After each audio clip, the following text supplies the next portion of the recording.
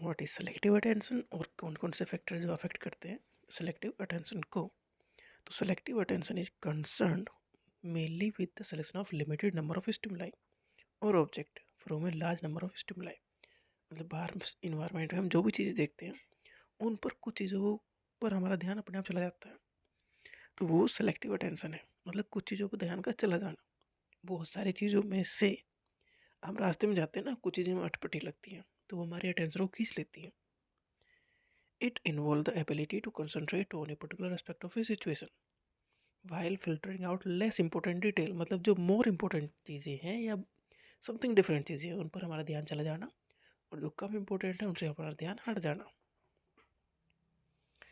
कौन कौन से फैक्टर जो सेलेक्टिव अटेंशन को इफेक्ट करते हैं, जैसे कि एक्सटर्नल फैक्टर क्या क्या होंगे, मतलब बाहर के फैक्टर क्या है जो सेलेक्टिव अटेंशन को फोकस करेंगे या इफेक्ट करेंगे, इम्पैक्ट डालेंगे इसके ऊपर।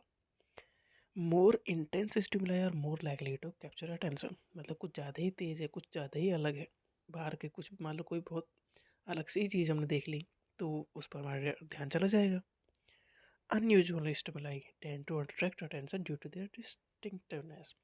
मतलब कुछ अलग सी चीज़ हमने देख ली, मतलब अब जैसे है ना कि 4 सीटर हमने गाड़ी देखी है, 2 सीटर गाड़ी भी आ रही है, तो रास्ते में हमने कहीं 2 सीटर गाड़ी देख ली तो हमारा ध्यान उस पर अपने आप चला जाएगा। तो अनयूजुअल चीज़ें जो हैं वो हमारा ध्यान खींचती हैं। Stimuli that contrast with the background are more likely to be noticed. मतलब कुछ डिफरेंट ही कलर हो, एकदम कॉन्ट्रास्ट कलर हो जो एक दूसरे को अलग से दिखा रहे हो, तो उस पर हमारा ध्यान जाएगा। Larger objects may be more likely to be attended to. जो बहुत बड़ी चीज़ें हैं उस पर हमारा ध्यान जाएगा।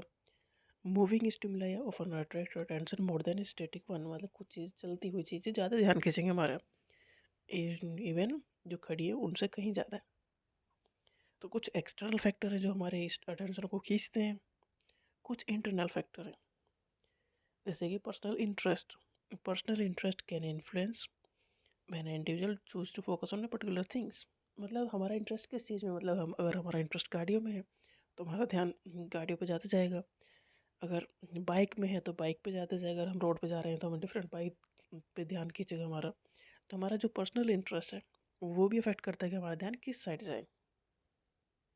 नेक्स्ट इमोशंस, जैसे कि स्ट्रेस है, can impact the location of attention. अगर हमें स्ट्रेस है किस चीज़ का तो वो हमारा अटेंशन खींच लेगा। ये इंटरनल फैक्टर है कि हमारा अगर किस चीज़ का प्रेशर है, स्ट्रेस है, तो हम क्लास में ध्यान नहीं दे पाएंगे। तो इमोशंस बहुत इंपॉर्टेंट रोल प्ले करते हैं हमारे कंसंट्रेशन में या अटेंशन में या फोकस में। Past experience can guide attention toward relevant information. पहले हमने जिस चीज़ों को देखा है, जाना है, अगर वैसी ही चीज़ हमारे सामने पड़ेगी तो उस पर हमारा ध्यान अच्छे से जाएगा। Ability to record regulate thought and behaviour can affect selective attention. मतलब हम अपने आप को इस तरह से सेट कर लें अपने विचारों को कि हमारा ध्यान उसी साइड जाए। तो कुछ फैक्टर इंटरनल है, कुछ फैक्टर एक्सटर्नल है। मतलब बाहर का इन्वायरमेंट कुछ चीज़ों को अफेक्ट करता है, कुछ चीज़ों को इंटरनल जो हमारे अंदर चल रहा है वो अफेक्ट करता है कि हमारा अटेंशन कहाँ जाए।